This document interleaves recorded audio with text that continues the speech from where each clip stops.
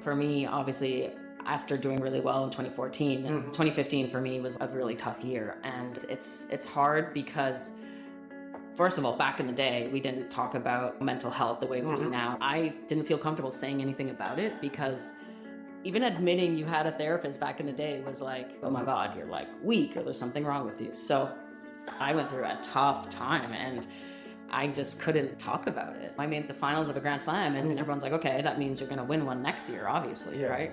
Welcome to Tennis Insider Club. I am Borja Duran, and together with my partner, Caroline Garcia, here is where tennis stories and life conversations intersect. Join us as we uncover the untold personal journeys of the icons of the court. From laughter to life lessons, it's all here. Jenny, thank you so much for being with us today. How did you start with tennis? Thanks for having me. I just realized also we could do this whole thing in French, but then... In Spanish if you want, more, not in French. Yeah, I mean, I started super young, like I'm sure all of us have. I was like probably 4.5 years old, and I have a twin sister, and so my parents put both of us in these like tennis groups that were like an hour after kindergarten, let's say, every Friday, and it was actually more about like playing games and doing hand-eye coordination stuff that you do with kids. So it's like jumping in hoops or like bouncing balloons, and we only hit tennis balls for 10 minutes at the end of every hour, and every kid loved it because it was fun, and I hated it because I would come off crying on the court, like to my parents being like, I want to hit more tennis balls. And they were like, okay, she's weird. Every other kid was like having the best time. And so I, begged them to let me play more. So I'd like group lessons, private lessons. And then I played my first tournament when I was 8. Mm-hmm. So you started very young in Montreal? Yeah, this is in Montreal, exactly. And then when I was 9, I qualified for a 12 and under tournament, which when you're that age is like a big deal, right? Because the girls are like so much bigger. Every year is a huge difference. And so I qualified for the tournament Auray, 12 and under. Yes. And I remember going to the tournament and thinking, wow, I can travel and I can play tennis. Like this is going to be my job. And I know 9 is very young to decide what you want to do in life, but that's how it was for me. So ever since then I was like, I'm going pro. It's like no other option. Like even college, it was not going to be an option for me. I was like, if I don't make it as a pro, I'd rather just go to university, like, and be a normal student and not play on the team, because I thought it would feel like it would be too painful for me. It would be like a failure, not having made it pro. And then I was like, I really enjoyed school, and I was like, I'll just focus totally on school. So I really didn't have a plan B. It was like plan A or nothing.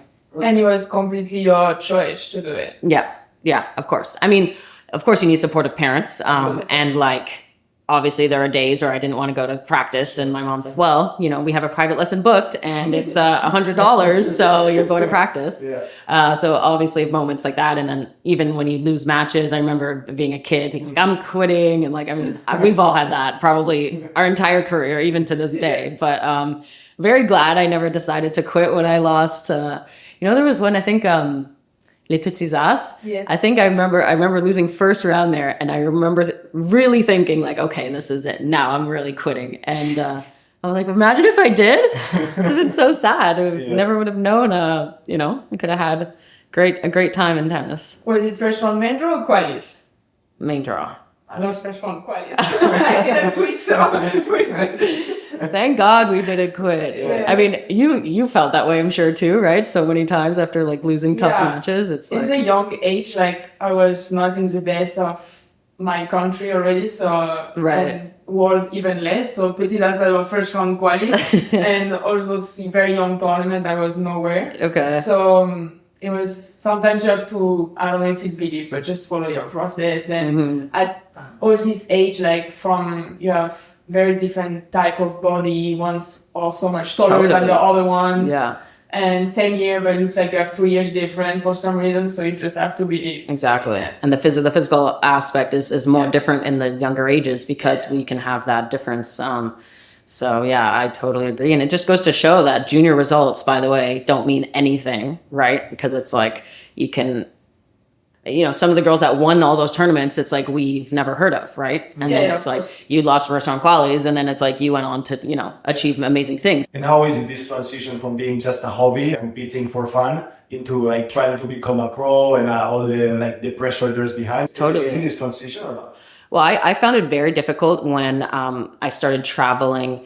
You know, as a junior, you kind of travel like a pro, right? Even from a young age. And so we also had school. So I felt like I had 2 full-time jobs from age like, 15. The last 3-4 years of high school were like really tough because it's like you train all day. And back then we were training like 2 times 2 hours a day, tennis, like plus fitness. And then you get home and you open up your science book and you're exhausted, and it's tough. And I remember like looking at my friends who only had school and like we're barely passing that. And I was like, I literally have this whole other job where also, by the way, I travel for a month and I miss tests and then I have to make them up. And so I thought that was really difficult. And so as soon as I was done with high school, I was like, okay, I'm going to focus only on tennis because, these are the years to maximize that. And I can always go to school again later on. I didn't even want to do like a course online because I just felt like the pressure of like timelines and stuff. I'm like, I don't want to be up till midnight the night before a match, studying for an exam or like submitting something. For me, I really wanted to prioritize tennis. And so I was very grateful to get out of that like 2-job situation. Well, so your junior career was quite successful, right? So I think that makes it easy also for you to say, okay, I'm just giving a try to this. For sure. Although it was more successful only later on. And this is something I always, whenever I talk to like kids and stuff, I always, talk about my junior experience because it was a little bit different. I won Junior Wimbledon, but I was 18. And so I was playing against 15-year-olds, and I think it helped me have a quick transition into the pros because I was dealing with a lot of the pressure of playing against girls so much younger. And, sometimes I see players who like play a bit in the juniors and then they want to go straight to the pros. And I think a lot of times players do that a little prematurely because there's also a benefit to like having that pressure that I had. Cause then I went to the pros and I did so well right away. And some people were like surprised by it. And I'm like, I was in a pressure cooker all year. Like I played all the slams as an 18-year-old. And so, I think there's benefit. I mean, people do different paths, of course, but for me, I think it really helped me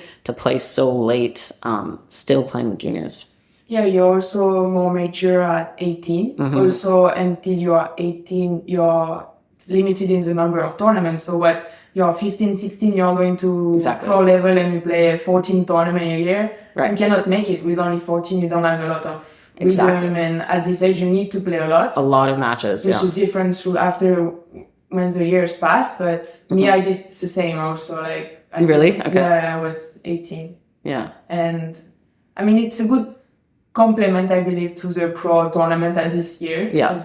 To deal with the pressure. And you deal with playing big tournaments. I mean, playing a junior slam feels like playing a slam. Yes, at that age, it's a huge deal. And you kind of get into the rhythm of like what it's like to be a real professional. And it feels like much more important than a pro tournament that could be at 10,000 or 25,000. Yeah. So it's like also the mentality as well, I think helped. And then this switch from juniors to like if you going to the main tour, playing with the real ones, how does it feel?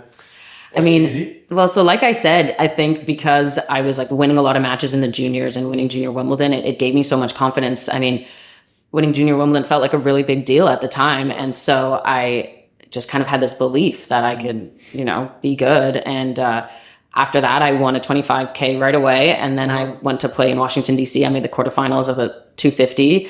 And so I really just like won a bunch of matches. And I know, just talking about playing matches, for me, I was always a player who did well playing a lot, and winning a lot too. And so that transition actually went like really smoothly. And I'm so grateful for it looking back. I feel like maybe I missed steps. And then when I had injuries, I went back and redid the steps that I missed because I didn't go through that challenger grind at all. And I know a lot of players do that. Sometimes they do it their whole career, or sometimes it takes years and then they finally break through. And so I kind of jumped some steps there.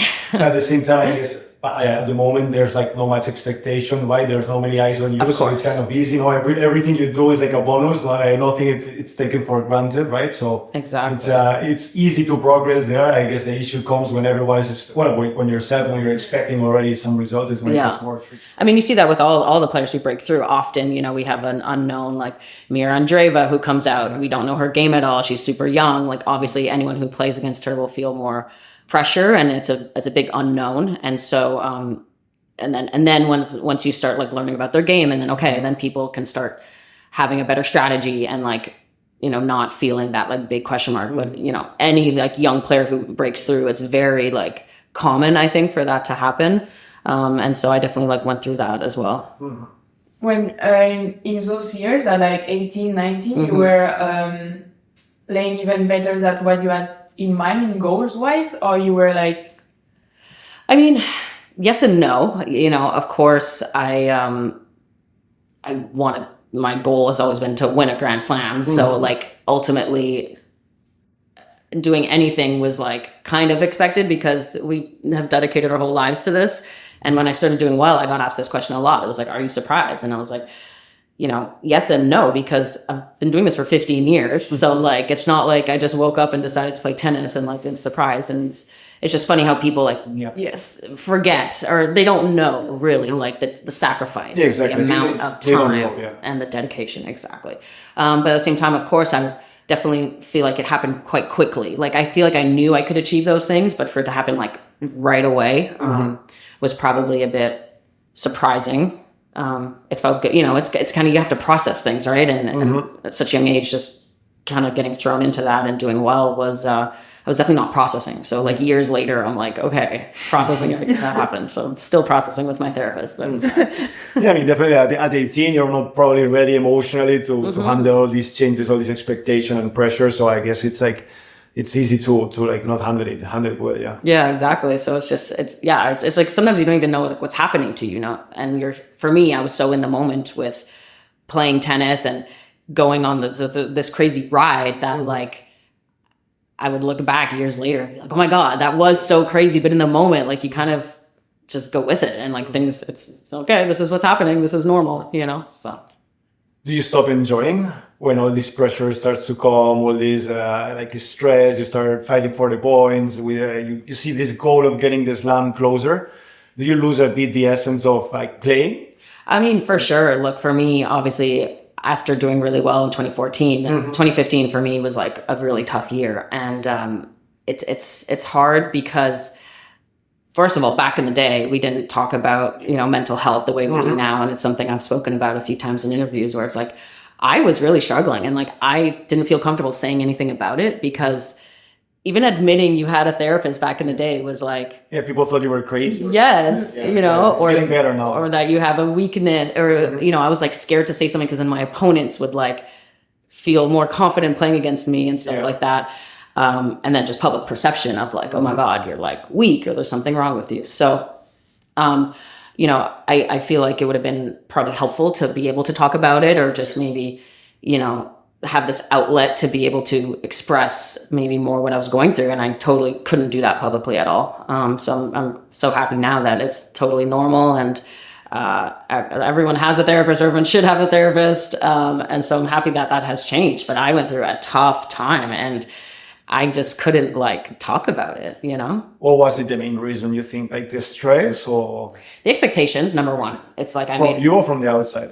From the outside. I mean, I made the finals of a Grand Slam and everyone's like, okay, that means you're going to win one next year, obviously, right? And it's like, the only people who consistently do that are literally the ones we call the greatest of all times. And it's like literally Serena or Djokovic or whoever. And it's really hard to do that, you know? And people kind of just take it for granted, but it's not just me. I mean, every single player goes through this who's had an amazing result. Then it's suddenly you're just constantly compared to that amazing result, you know?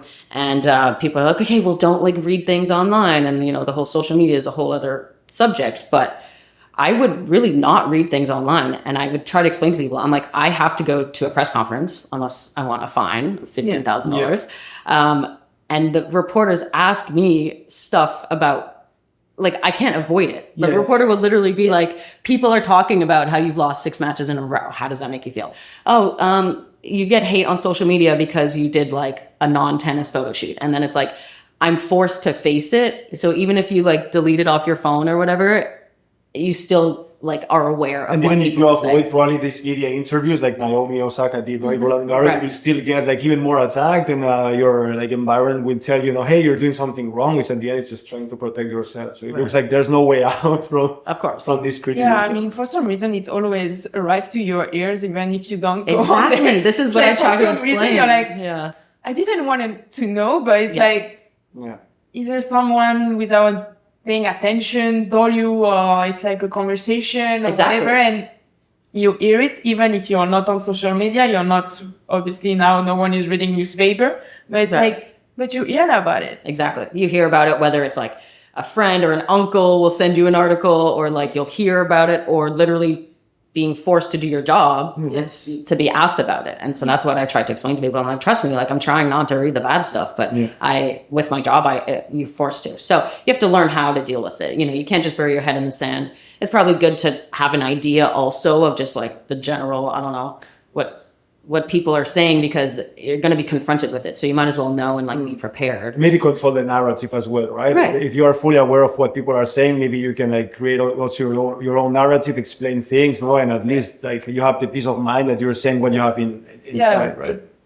It is an option, but sometimes when you go to press conference, like the way they ask you the question, for sure, and like they will transform the question all the way around to make you say something they want you to say. And like for some example, like first question, like you answer well, second also, third also, and then sometimes either you get a bit lost or whatever.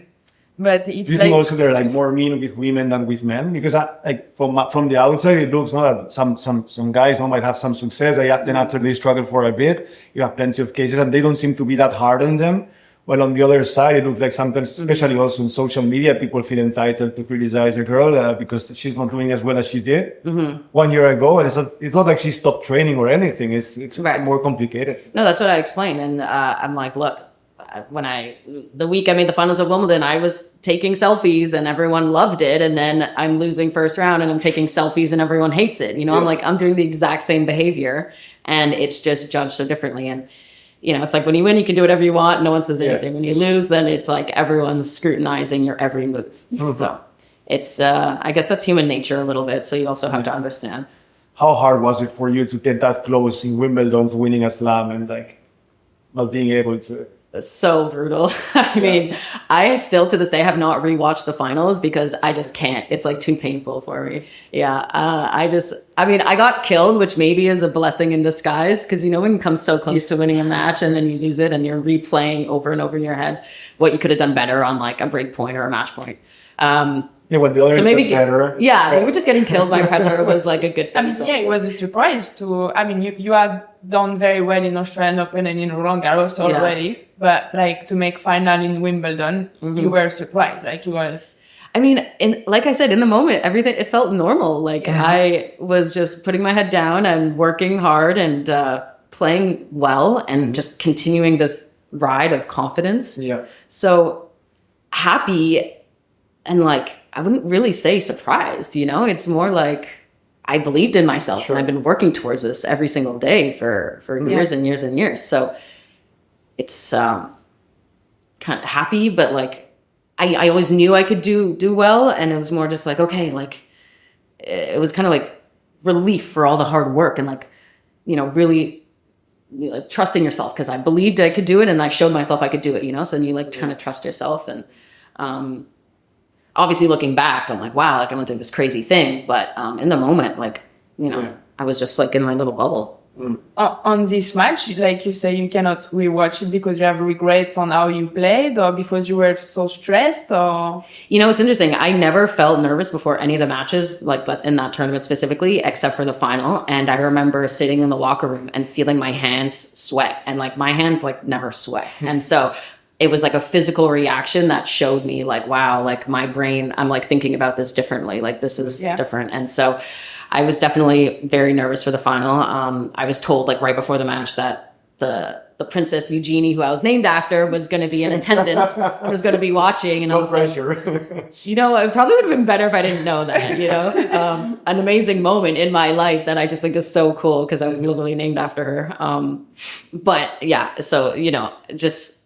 the moment felt so much more important. And even the way we like walked to the court, you know, that walk onto center court is like very special, the most special thing ever. And so doing it, like we were holding flowers, which you never do for any of the matches besides the final. And even just like people like watching you as you do that walk and in the club, you know, all the members, everything just felt like it had more weight on it. And so I got onto the court and I didn't feel as good as I felt in the other matches. I don't think there was something I could have done better. like to win. I could have done things better, but not enough, I think. Not something that moved the needle enough to win the match. Petra had something with like final and big moment. Oh, yeah. And on grass, and, you know, she just went for it, and she's kind of a... She had two already, no, at the moment? She won in 2011, and then so she won in 2015, and she's a little bit unstoppable, like when she's on, especially on grass. Yeah. So I don't have regrets because I feel like I probably wouldn't have won. I wish I would have taken my time more between points. I was stressed, and I think I was kind of rushing. And so that is something, a concrete thing I definitely could have done better. I guess I'd have to watch the match to know more. One day. Maybe one day. No, not then. I mean, there's no need to 10 go back more in the past. years. Yeah, exactly. We'll do another interview in 10 years. It's always better to just look forward, not passing that. Yeah, exactly. And then what changed? Because 2015 was not as successful as 2014. Yeah. What does it change? What does it change inside you? Motivation, confidence? You know, I mean, I did well at the beginning of the year. I made quarters of Australia, and then I made a coaching change, and that's something I kind of look back and I regret because in my life I had so much going on after that Wimbledon final, and just attention and sponsor stuff, and like my life became kind of crazy. Yeah, I wish I was working with Nick Saviano, and he, you know, remained a long time coach, and to this day, like he's kind of like my tennis dad and like my I don't know, tennis mentor.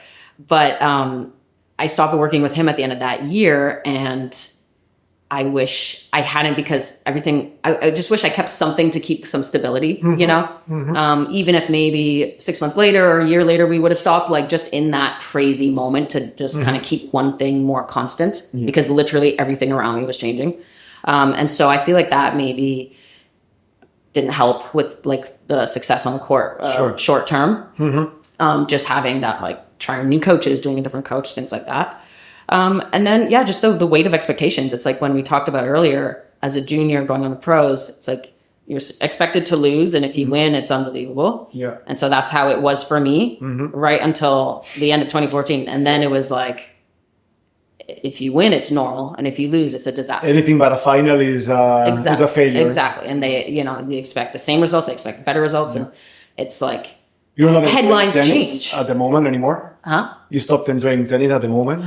In that moment, you mean? Yeah. I would say, yeah, like I mean, I love like hitting the ball, and I would always love that. It just was more, it felt more like heavy. It felt more tedious to like go to tournaments and just know that like, okay, if I win, everyone acts normal. And then if I lose, it's like a big disaster. And the headlines totally just change, you know, it's like, oh my God, disaster, first round loss. And I felt it was just tough. And it's not unfair, because look, journalists need to do their job, and, you know, everyone has to do their job. And I guess we have to take it less personally. Right. And that's something I really had to learn a lot, but I just felt it was a little unfair, because it was like, I had like, you know, I went up like this, let's say, ranked 5 in the world, and then suddenly I lose my ranking, I'm like 20, you know, and I'm being talked about that I'm like a terrible tennis player or like a terrible person. And I'm like, but like, it's just because you're comparing me to here. But let's say my path was this, and then I get to 20. Wow, 20 is amazing. But because I was 5, and then I dropped to 20. About expectations and perspective. And comparing, exactly. If I'd never made 5, then 20 would be unbelievable. Yeah, you would be at your best. Exactly. Something when I see Carol talking about herself, it's like talking like she was like an amateur. It's like, come on, you're about 25 in the world. Yeah, I agree, you're not where you want to be. Right. But still, you know, like don't push yourself to the shit, because also it's going to be even harder for you to regain that. And I definitely did that myself too. So not only hearing it outside, I mean, brainwashing works, you know, kind of hearing something over and over again. Looking back, I definitely feel like it went into my brain. Like, you're also 20 years old, so of course. You're not mentally prepared. You don't have the tools to deal with it. And really, like, no one can really prepare you for it until you experience it yourself, or even the people around you. Like, okay, agents or parents or coaches, like, they can tell you what it's going to be like, maybe, but you don't really know. So there's no way to really prepare. I think what you have to do is just handle it as well as you can, because it's impossible to like know what it's going to be like to go do something like that. But yeah, I mean, I definitely feel like hearing all the negative stuff affected my self-confidence, because I kind of, you know, when you hear something all the time, it like can seep into your brain, and like it becomes your voice, and it's not like your real voice anymore. And so I kind of regret maybe just allowing that into my mind, or like not being more active active and not letting it get into my mind, because I feel like that could have helped my confidence at the time. Maybe you could do that when you're a 30 years old woman, but at 20s it's kind of complicated. So it's kind of... Or to even realize. So in the moment, maybe I was like, okay, I hear the negative stuff, but it's not affecting me. And I think I only learned later on, maybe it was affecting me. But in the moment, you don't know. Yeah, it's more like it's been like weeks after weeks between you, like, also like most of the time we forget how player has their own expectation, and sometimes we are the hardest on ourselves. Of course.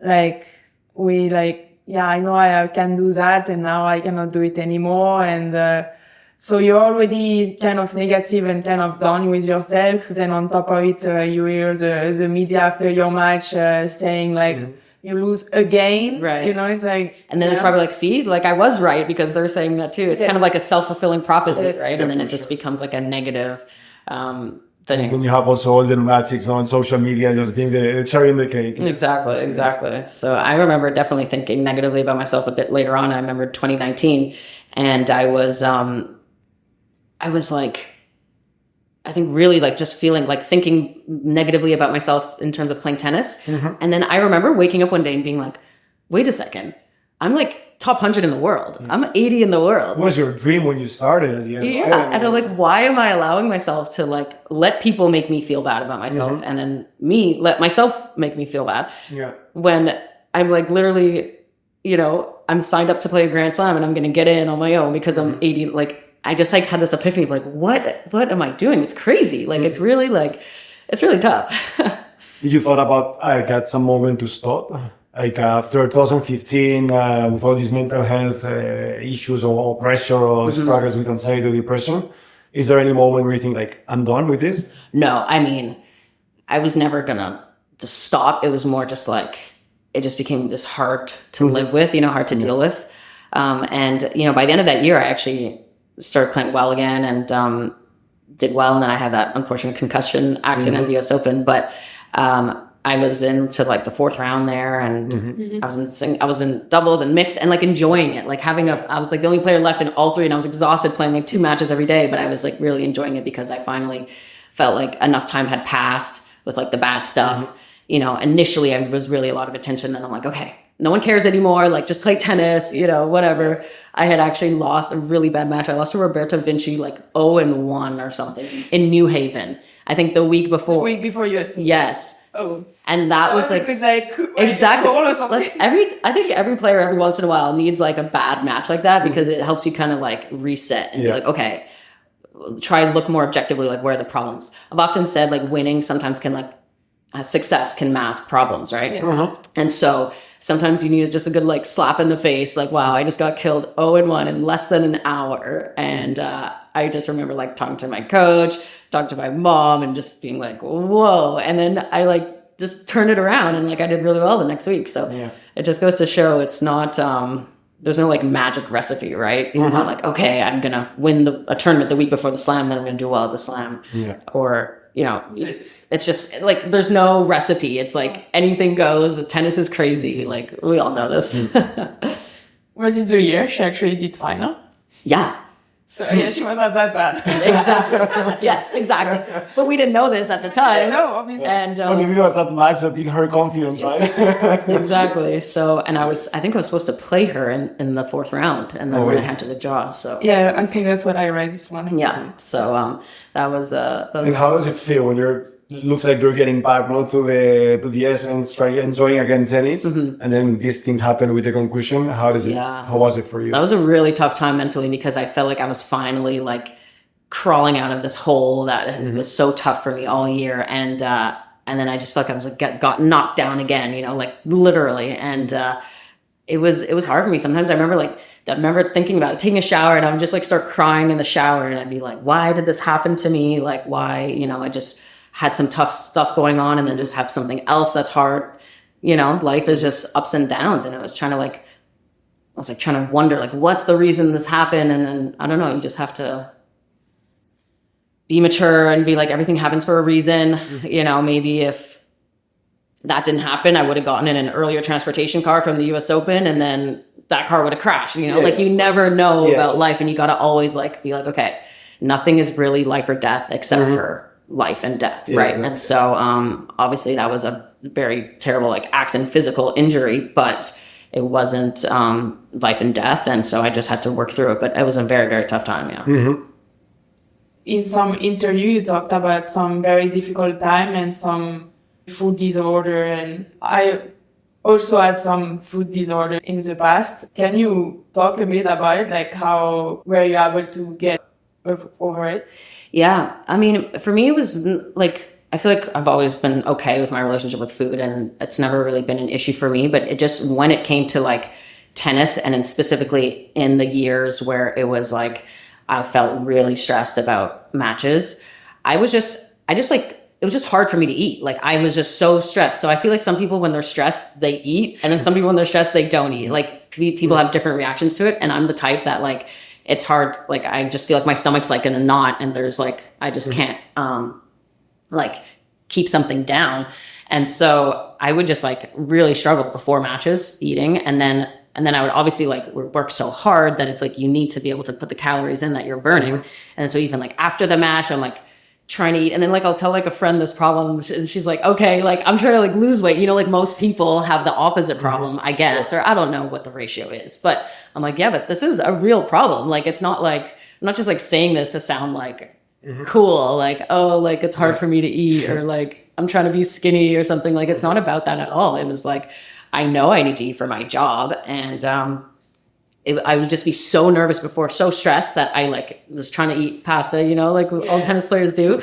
And I'm like really forcing myself to like, I remember sitting at the US Open with my agent at the time, Jill Smoller, who works with Serena, and she would talk about how nervous Serena got, and like that helped me, you know, seeing the greatest in the world. She would say like, oh my God, she would like be so nervous, like you can't even imagine. And I'm like, imagine if Serena is getting that nervous, then like, I think it's fine that we're all getting nervous here. And so literally I remember sitting, eating pasta, and she's like, okay, one more bite. And I'm like, literally like a kid, you know, who doesn't want to eat. And it's like, okay, I'm trying.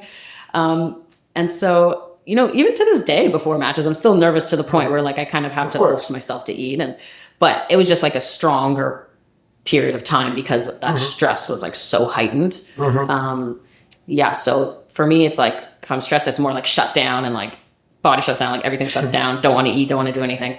And then I've spoken to other people where it's like, it could be a coping mechanism the other way, you know, like people like overeat and stuff. And so everyone's different. But yeah, that was a tough period for me. But, you know, it didn't affect me to the point where it affected my tennis, I don't think. It was just more like, I could realize that like it was really hard for me, and I had to just work through it. And but still to this day, you know, if I do something and I'm nervous, it's like I kind of don't want to eat before, you know. I think it's like a human instinct, you know. I mean, it's like a fight or flight thing. I'm like, my brain is like, we're back in the caveman stuff, and my brain thinks I'm about to be chased by like a lion. So I'm like, I don't need to eat. Like, I gotta run. Like, I gotta be light and like, you know, it's like I think it's just what I want to eat. It was the opposite. Exactly. You and me, we just not lot so we can fight the lion. Exactly. Or in case there's gonna be no food for a week, you gotta that's yes. Yeah.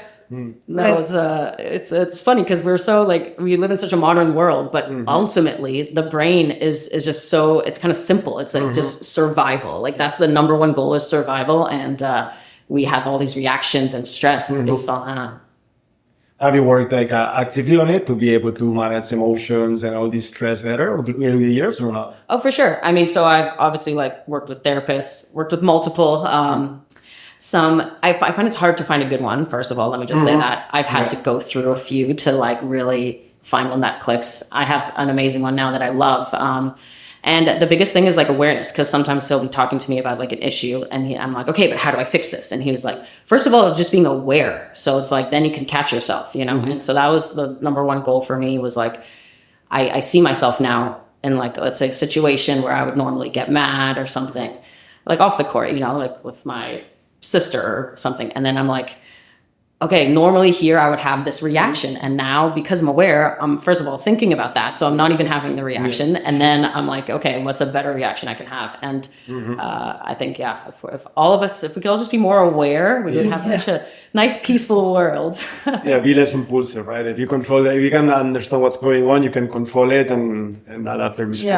Yeah, less judgment. And sometimes you don't know what is the person went through in the morning, and now she's mad, but we don't know what happened. So it's like, Exactly. Yeah, that there could be so much before, and then it's just like a trigger, So it's not even that thing that's the issue, but there is like a resentment or something from before that kind of created that reaction. After you came back from the concussion, how it's been this like recovery process, trying to be again the player that you were before? Is it easy? So specifically after that incident at the end of 2015, I had to do. I talked to like therapists, but I had to do like specific training, which I thought was interesting. I did like what they called eye retraining therapy. And so I would like go to with a specialist and like train, looking at things and then like moving my eyes and then seeing things in my peripheral vision. So like looking at something, but trying to like read something else and like all this crazy stuff, which helped me kind of get back the like quickness and the reaction on the court, which is probably something everyone should just do to improve it, I guess I was affected, so I wanted to get back to normal, but like maybe we can get better. And I know players do stuff like that for training.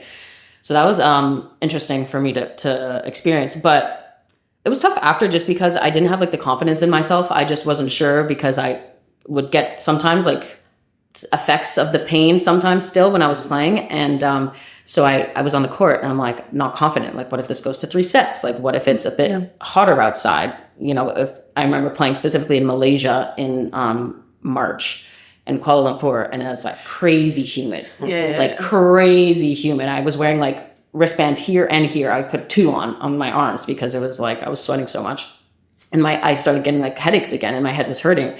And I think because of the humidity, I feel like my head would hurt anyway, like it was so extreme. But I remember thinking like, this sucks. Like it's affecting my performance. It's affecting my job. And I just had this question mark. The biggest thing was just the lack of confidence in myself, which led to like questioning everything. I'm like, okay, will I be able to do this again? Will I be able to achieve this again? Or if I'm in that moment, like, and there's a tough condition or something happens that normally I can handle, will I be able to handle that? And so that was really just like disappointing, because it's like we work so hard and we only have such a short window to try to achieve what we want. So that if something affects it's a lot more, the impact is a lot more profound than, let's say, a normal person who has a 40-year career. Losing 3 months off because they have anxiety or whatever. Yeah. Exactly. Losing a year in a 40-year career, percentage-wise, is a lot less than you losing a year in a 10-year career or a 15-year career. Yeah, losing all the rhythm, we go with it. And when you have something, I think in the sport and as an athlete, every time you have an injury or something happening, you're like, you want it to go the way very quickly, which is probably sometimes not always a good mentality because you need sometimes times. But you always want it to be like, okay, not tomorrow, I want to be done with it. But sometimes you need time and... Right, but we feel that stress, Yes, we are stressed by the time. We know the clock is ticking and we know there's a time limit. And so it's like every... day you're not playing, it just is like 3 days in normal life, right? Because we have such a short... dog years, kind of. Exactly. That's a good one, actually. That's a good way to... My little bulldog. It's a good way to like compare because each year in tennis is so much more like important because we stop, right, at a certain age. And during this period, you also had a few injuries, right? A shoulder, if I'm not mistaken, which probably is not helping out to get back on this rhythm and stuff. For sure. It's comparing to like a normal person, let's say, who works in an office. It's interesting being forced like to not play.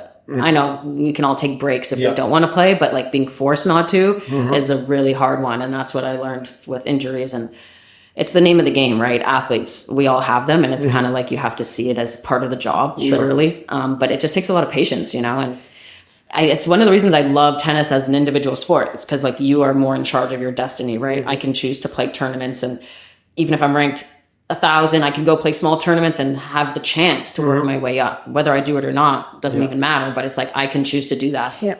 Whereas if you look at team sports, the coach can just be like, hey, you're sitting on the bench and that's it. Like you have no say, you have no choice. You get a team transfer somewhere else. Exactly. Your chances of winning a league are gone from one day to the other. Exactly. Compared, like so much rides on so many other things that you can't control. Your teammates, the coach, if you get a deal somewhere and then it's like they own you, you're like a piece of meat. And so every time I feel like tennis has the freedom, but then you also have the responsibility because you're like, okay, I decide my tournaments. I decide who my coach is. If you play for the Patriots, you don't decide who the coach is. Like the coach is there, and you don't like him, good luck. Exactly. He doesn't like you even worse.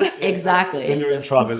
He decides what time practice is, and you have to show up. And so tennis, it's like, I hire a coach to make me better, but I also in the position to fire him, and I want him to tell me what to do, but ultimately I tell him what to do. It's a very strange dynamic. It's very strange. From the outside, who's the ultimate boss there? Exactly. Ultimately, it's the player, and so it's also an interesting dynamic when it's the player is a 20-year-old, right? Yeah. And then you're hiring a 50-year-old, and then especially if female and male, it's just a weird dynamic. Like it just is. It's not like normal for like, I don't know, a 50-year-old man's boss to be a 20-year-old girl, right? Yeah. So I've always thought the coaching dynamic is just unique. It's just different. There's nothing wrong with it. It's the way it is. And so every time I've felt like annoyed with the responsibility of like tennis, and then I remember the freedom. I'm like, hey, I can take next week off if I want, or I can play if I want, or if you can play other sport. No? Exactly. You can do anything. And so then I, think about the team sports, and they're just so like controlled. I mean, they just have so little say in what goes on, and whether they win a championship or not is so much more out of their hands than in like a tennis player's hand. Because like I can work as hard as I want and give myself the best chance. Whatever happens, happens. If I'm on a team with 20 other players, what if those guys aren't trying their best? What if they make a mistake? I would hate that. That's why I'm not a team player. That's why I like tennis, and even within tennis, mostly singles. And before your surgery with your shoulder, you were struggling for a long time with it? So basically my shoulder started hurting out of COVID. So I think the break messed me up. I was training a lot like in the gym, and I just came out and I started playing a lot of tennis as soon as we were able to. And I just didn't want to stop playing tournaments because, again, this pressure of time. I'm like, okay, we just lost 4 months. I'm going to play like every single tournament. So I started playing every single week. And then I started feeling it at the end of 2020. And I didn't stop, even though I felt it. I was playing through pain. And I basically kept playing through pain until March of 2021. And so for 6 months, I was like playing with shoulder pain. And we can take a lot of pain as tennis players, as athletes, physical pain, we're used to that. And I particularly have like a high pain threshold. And so I think what happened was I really started like compensating. The brain wants to avoid pain. So it's like, if this is hurting, I'm trying to use other muscles or things I shouldn't be doing. And it got to a point where I was like in Guadalajara back when it was like in February, March. And I had actually just played in Lyon, and I had to travel like crazy for a day. We made the finals of doubles, and then I had to play 2 days later in Guadalajara. It was really extreme. And I played my first match. And the next morning I woke up, I won in 3 sets. And I literally like I couldn't hit a forehand at like 20% without like almost crying. I had so much pain. And it must have happened during the match. I guess like it was already bad, but like the worst part. And I didn't even like realize, because in the match I have so much adrenaline. Like I don't feel really injuries during matches. That's how I've always been. And then it's like afterwards I realized how bad it was. And so I'm warming up for the next match the next day, literally like crying as I'm hitting forehands. And my coach is like, okay, like you should not play. And I'm like crazy. I'm like, no, I want to play. I literally played, I made the finals of that tournament with my arm literally feeling like it's going to fall off. And then after that, I actually still went to Monterey the week after, lost first round, and then I'm not the only one. See, we're all crazy, okay?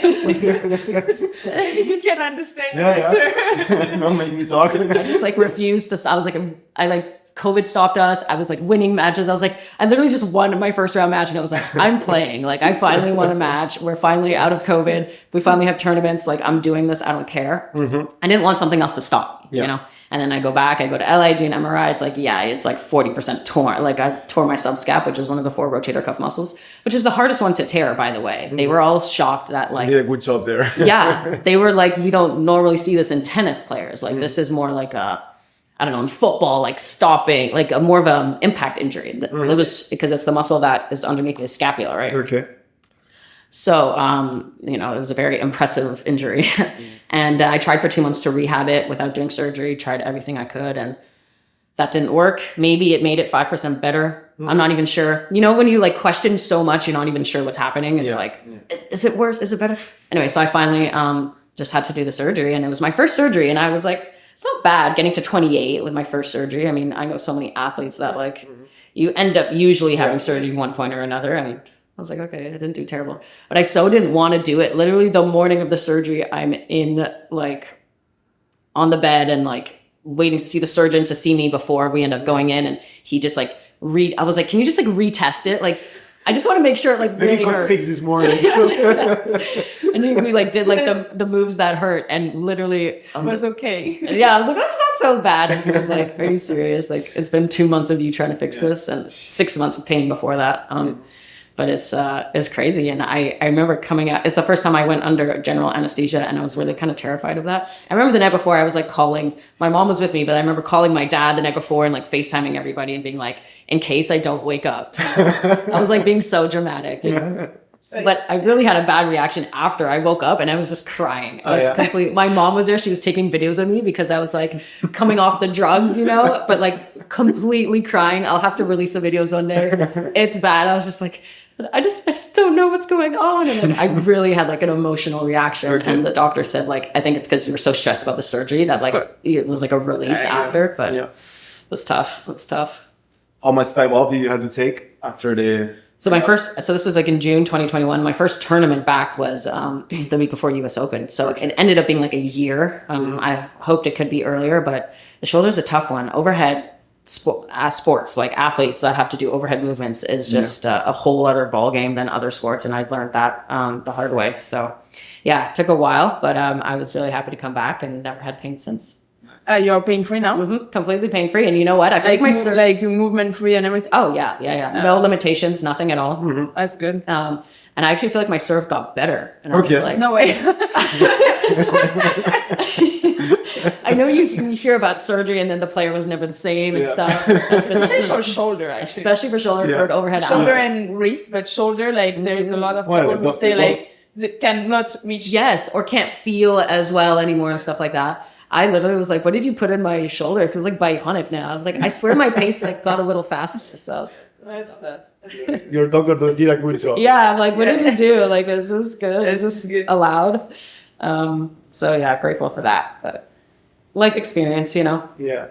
What are your goals now in tennis? Do you have something specific, or you take it day by day? Well, so this year obviously is the first year I changed a little bit what I'm doing. So I agreed to play some pickleball events this year. And how did it start, this pickleball thing? So US Open last year was when I first got like a approach, or my agent came to me and was like, hey, like, you know, it's this sport that's just growing like crazy, and they have a professional tour, and you know, if you want to like play and go to some of the events. And I was like, you know, open to it. And I remember playing with friends and enjoying it and having fun. And so I just thought it was a great opportunity. And so I agreed to do it and started training, and had a really, really bad start to the year. I was 0-9 for my first 9 matches. And now I'm winning some matches and it's going better. But yeah, I think it's fun because, I mean, I've done tennis for 25 years now, and it's just fun for my brain to do something different, you know, and it's, what? No, I mean, she's experiencing something similar with that. Padel, I don't know. Not at her level, of course, but every time you play, you're like so happy to do something. I'm so proud of myself and my improvement, you know. Exactly. Well, there's no expectations, right? Like everything you do is improvements and good stuff. So yeah, right. Interesting. No, it's fun for me. I want to like challenge my brain, and it's why I mean, I loved school as a kid, and it's something I'm probably going to do later on, just to like, I just miss learning, you know. Yes. And like, so when you start out with tennis, you learn a lot at the beginning, but then when you're on the pro tour, it's just routine. It's a little more mind numbing, and it's less challenging, I find, for the brain. So this was a nice opportunity to challenge myself and do something different, do something new. It's also lifestyle wise nice because the travel is less intense than tennis. And so I'm not going all around the world. It's obviously really big in the US. I know paddle's like big in Europe, and also I think South America. It's actually big in Miami because there's a lot of South Americans and stuff. So have you tried it? All my friends, of course. It's more similar to tennis, so I would say, than pickleball. So it's fun, but I can't play it because I have 2 racket sports right now, and my brain is going to explode if I try play a third. So it's been a really fun experience. The tournaments are smaller than tennis tournaments. They kind of feel like low level WTAs or like challengers, or It's like a small, cute center court, and it's fun. It's funny because it feels like my beginning days of tennis. I feel like I'm kind of starting over again and like grinding being through a the smaller beginner, tournaments. being like the new one. Exactly. I felt like the new kid in class. Like, if you change schools like in the middle of the school year and you go to the cafeteria and like you don't know anybody, and so it's been an interesting experience. Yeah. I want to jump back to your tennis balls now. Yes, right. Sorry. Okay. So I decided to do both. And at the beginning of the year, I kind of focused more on pickle just because it was the new thing and I wanted to, improve because I was not great. But I just didn't want to like let go of tennis completely for sure. And so I've played a few tournaments this year and it's obviously tough. Like if I'm not playing full time on the tour, it's hard to have like goals and expectations, right? So I just really enjoy playing and I want to just keep that option there. Sure. So that's kind of where I'm at. Play some tournaments, try to do well. I won a couple matches earlier in the year. That was good. I had a match point at the Toronto tournament in my first round match. So that was brutal. But I just love it so much. I mean, every time I get back on the court, I'm like, this is great. So it's just hard to kind of transition between the two. So, I think we were talking about this earlier, but I will, like I did 2 tennis in a row, so now I'll do a couple pickle in a row. I kind of do like groups because going back and forth is just so hard. And so I'd rather not have to switch too many times during the year. Yeah. Okay. And so you want to keep like playing professionally both sports? Yeah, for now. And we'll see how long this lasts because it's like intense year. I'm adding a lot on my plate, I know. And then I'm like doing some cool off-court stuff too and like doing sometimes the commentary and all this other stuff. And I'm like, oh my God, I feel like I have like 4 jobs, like this is a lot. And so I also need to learn how to sometimes say no and like schedule maybe breaks in my calendar. I've recently, and I'm in the middle right now of like a long stretch of like just working a lot. Yeah. And I remember talking to my friend the other day and I was like, I didn't realize I have to like plan breaks, it's because I'm like kind of like saying yes to everything. And now with the schedule a little easier than the tennis schedule, I can actually do other stuff. Yeah. And so, whether it's like the TV work or like appearances or sponsor stuff. And so I'm like, okay, finally I can do things like sometimes tennis doesn't allow you to do some things. I'm like, yay, I can do more. And then I suddenly like have time off and then I like put all this stuff in there and then I'm like, oh my God, like I'm working for like I'm like, my next day off is like middle of September, and I'm like, oh my God, what am I doing? So I have to balance a little better. Do you feel criticized by the fact that you're a tennis player that doesn't decide to go kind of all in? I don't know if you can say it that way, but at least that you have other things. Well, I do try to not like read that stuff. I feel like probably it's out there. So you don't care about it. No, I'm at that age now. I'm 30. I'm caring less and less what people think. Yeah, sure. I think it's important to, do what you want and what's right for you. And, I'm just really enjoying it. And so it's like, why am I going to let someone else kind of dampen my like mood just because they think they know what's best for me. It's like I'm trying to do the best for myself and trying to make the right decisions, and I have to go with my gut, right? I mean, no, I love it, and I think in some other sports, right, it's more respected when some player, like in soccer, football, no, you can see players like Neymar, no, which they don't want to be like all in football, they want to like enjoy football and then have other things. But then in tennis, no, it feels like kind of people kind of choose this path. Totally. They are like, people are criticizing them, like, like it feels like you have to go all in or nothing, which is, I mean. Yeah, I agree. And also, not even just, let's say, me doing another sport, but even having endorsements or doing appearances or doing other stuff. Back in the day, I got a lot of hate for that. And I do feel like the pendulum has swung a little bit because now so many players do so much more than just tennis. Yeah. All sports, but like let's talk specifically about tennis, to the point where it's like, oh, you don't have your own charity, you don't have your own skincare line, like what are you doing? How is your own podcast? Exactly. You don't have a podcast? Like what are you doing? What do you do with your life? So I'm glad that people have realized like that a human being is not just like, one thing. Yeah, you're not a machine either. Exactly. So it's like, I'm not just like, who am I to tell you like not to do your podcast because you should focus on tennis, and it's like, all of that, it's hard to argue that having something on the side, it can hurt your tennis, because at the end, it's not that you have to practice 10 hours per day, right? You can still work 4, 5, 6 hours on your tennis, do recovery, and then you still have like 8 hours to do other stuff. Exactly. And maybe it takes the pressure off the tennis too. Exactly. It's like, hey, I have an outlet to be creative or another revenue stream. And then suddenly you're not as pressure, like, okay, I have to, win a round this week or else I'm not going to be able to pay my coach, and so maybe you can actually take the pressure off and you're not thinking about tennis 24/7. If it makes you happy, it's always a good strategy, right? Like, I think being miserable, like maybe it can work out when you're 20 years old, you can take it for a while, but when you start reaching some age, and some, like at the end you want something else than just playing. You want to do something. Of course, and it's also looking towards your future too. And it's like starting to do things that you might want to continue once you stop playing tennis. And then, why, if you have only the one thing and you stop, then I feel like that can be very tough for mental health. Like you see some athletes sometimes that's like they don't have anything to do after. And we have such unnaturally short careers. It's not normal, right? To like be done at 30 or 35 and then suddenly you like don't have other skills. You don't have the education and you're suddenly left a little bit stranded. And so I think it's great if players dip their toes into other projects. It's good to prepare yourself for retirement. Exactly. Right? The same way like kids go to university to prepare for like life after you're a kid. It's good to have other things. It's good to have it before you stop too, because then you don't have that pressure. It's like, if I stop, what do I do? Or you're free to choose, right? Because if you don't have something else, if you're like, you don't have a relationship, you don't have hobbies, you don't have like something else besides your sport. Yeah. So I guess it's really hard identity also outside of being the tennis player. Of course. And the more you know, the more free you are to choose what actually makes you happy and fulfills you as a human, right? Right. Yeah, you can still live a couple of years on being like the identity only of the tennis player, but one day it like fades away, and then what are you doing?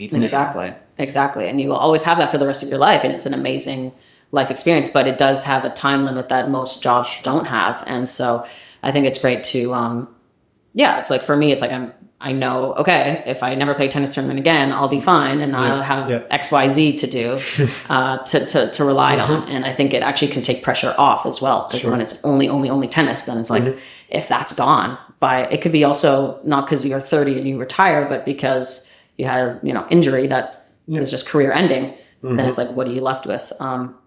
But at the beginning, I think it's important to really only prioritize tennis, of course. When you're young, you have to. So it's just about what stage of life you're in, what your goals are, and kind of adjusting for that. Yeah. Cool. I think we're getting closer to the end. So what advice would you give to yourself if you were 15 again?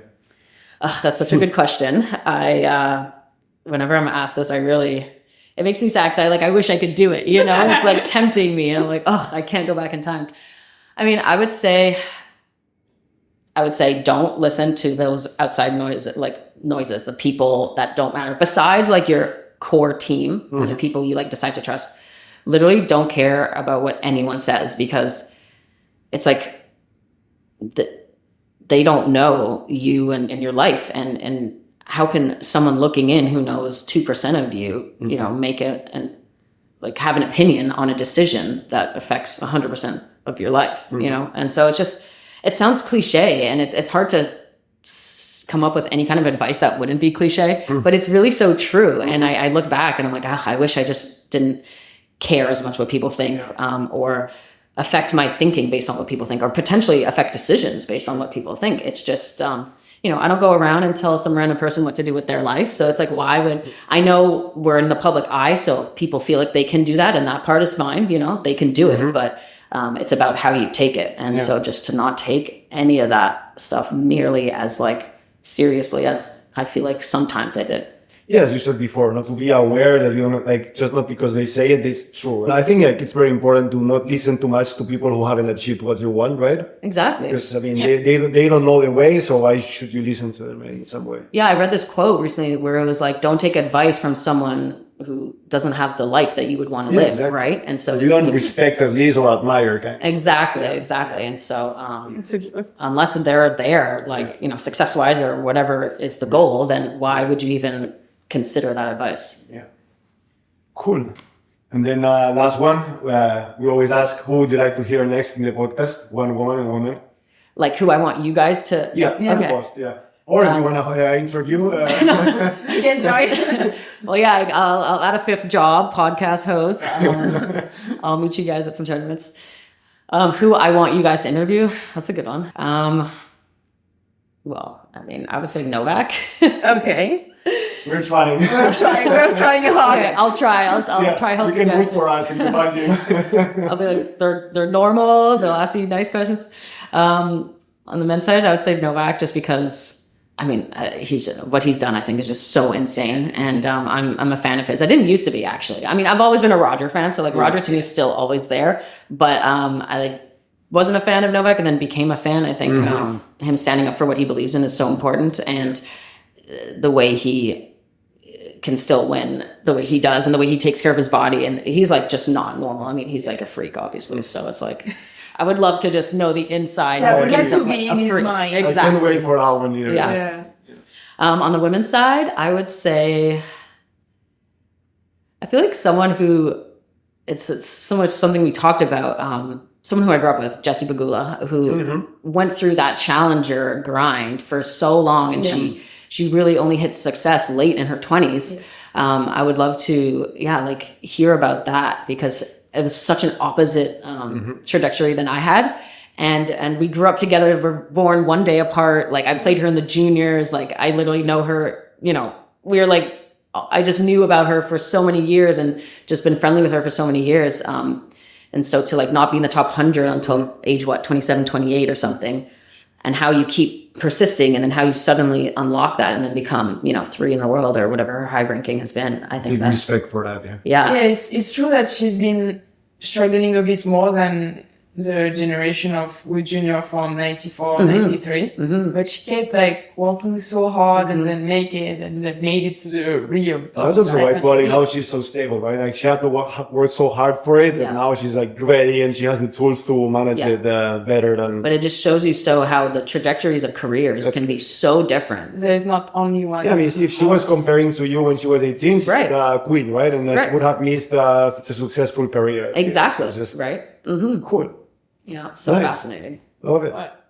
Thank you very much. Thank you so much for the conversation, and good luck with your tennis and pickleball. All my jobs. Good luck to you. Oh my God. Good luck next week, and also congrats. I know you guys are. Yeah. Thank you so much. Thank you. I appreciate it. Yeah, this was great. So, and good luck for the podcast too. I hope you guys get all the guests you want. I hope you enjoyed this conversation as much as I did.